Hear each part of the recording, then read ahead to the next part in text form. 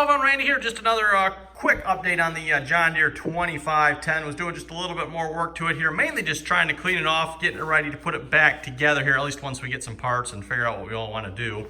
For one thing here, I put a flat edge across this plate here. Again, this appears to be just a replaceable plate on the front, so it's not like we got to replace the block here, as some of you are thinking. But just a replaceable plate from the looks of it. Looks like we might be able to get another one of those. Got to investigate that a little more.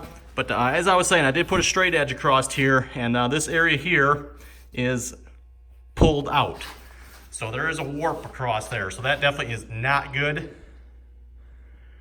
And yeah, definitely plan on replacing that that plate. Also, if you can tell here, let's get the camera down here. You can see where this oil pump gear has made contact with this plate, starting here. This is the hole for the other balancer shaft, by the way. We'll get to that in a minute. All the way around to probably about in here somewhere or so. So that is definitely not good. I'm thinking that oil pump probably should be replaced, or at least investigated quite a bit further, because you definitely don't want a bad oil pump. That would be really bad. It does turn smoothly, so can't complain about that. But when the gear there stands a 1/4 inch away from the plate, that had to have been a lot of force on it to get this gear here, which is let's see, the gear's over here. That's this gear here. That had to have been a lot of force on that gear to get that gear to contact that plate, not to mention the gear here that contacted the plate. So at this point, I think we've discovered everything we've been looking for here. We got the gear. That was an oil pan. That was obviously the balancer shaft. We got the metal shards. Let's see if I got one around here yet. It was just laying up here a minute ago. Oh well, not that it really matters. But I think that's from the plate here, from the gear contacted and shaving off bits of metal. Pretty sure that's where that came from. And I think I may have discovered the source of our squealing sound. I figured it was probably a good idea to investigate the rest of this lower part here further. The bushings, definitely looking at replacing this bushing here. I got it all cleaned up. You can probably see it better now. You can definitely see some scoring going on in there. And let's see the other side here. I just pulled the other side out. And yes, that is the bushing sitting on it here. And you can probably tell where that bushing was. Let me just pan across it here. Yeah, the bushing wasn't on that end. It was here. In fact, when I went to remove this balancer, I couldn't figure out why I could not get this balancer out. It's like, what the world? It would slide out, but I couldn't get it to fully come out. Finally got a flashlight, stuck it up in there because it's kind of dark under there.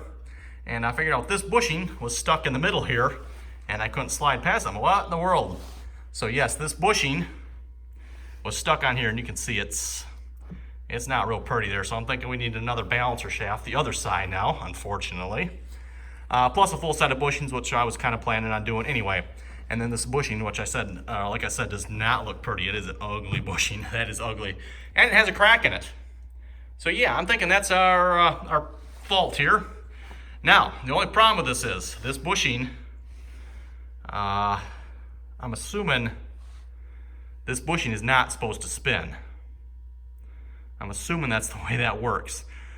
This bushing is probably not supposed to spin. It's supposed to be in the block and hold while the shaft here spins inside of it. So this bushing was spinning in the block. That is definitely not good, I'm thinking. So, not sure what we can do about that. Everything else here looks easy enough to fix and replace, but a bushing spinning in the block, don't know. I'm gonna have to, like I said, investigate that further. I don't know if I can get folks a shot up in there or not, really.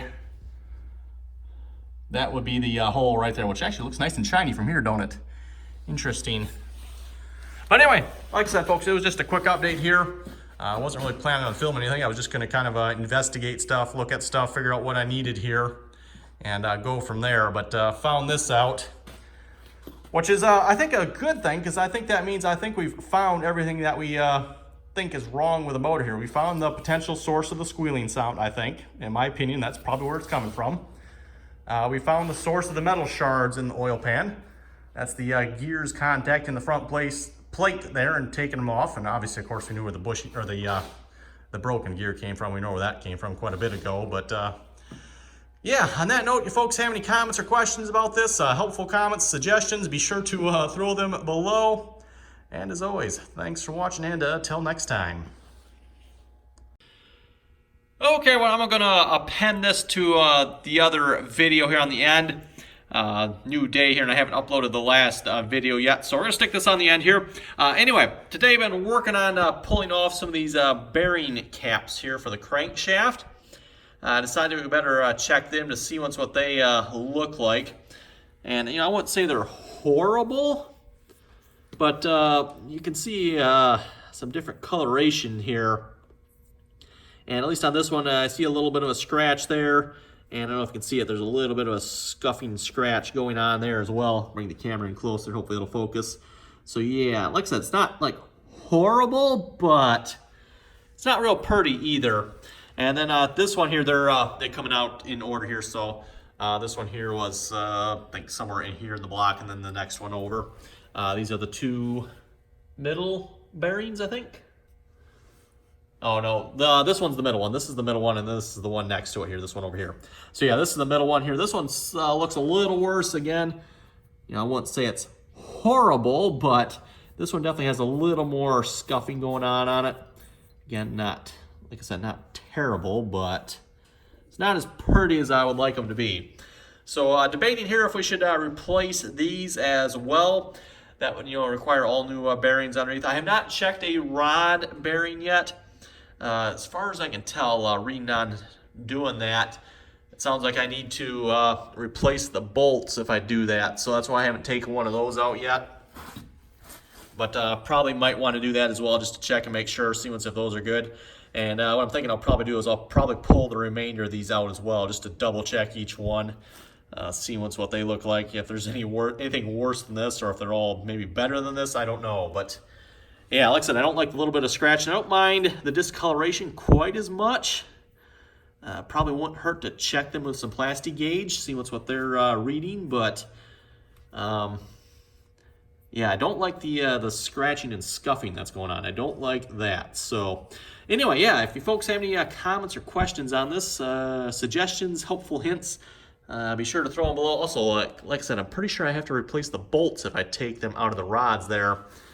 Sounds like if I was reading it correctly, 85 foot-pounds of torque on those, 50 foot-pounds of torque on the rods, which didn't seem like that was that high to be 50 foot-pounds, but if I read it correctly, that's all it is. And yeah, like I said, they're supposed to use new bolts when you do it, so yeah, that's why I haven't done that yet. But anyway, like I said, I'm going to append this to which is technically yesterday's video, going to be all in one video here. So yeah, as always, thanks for watching, and till next time.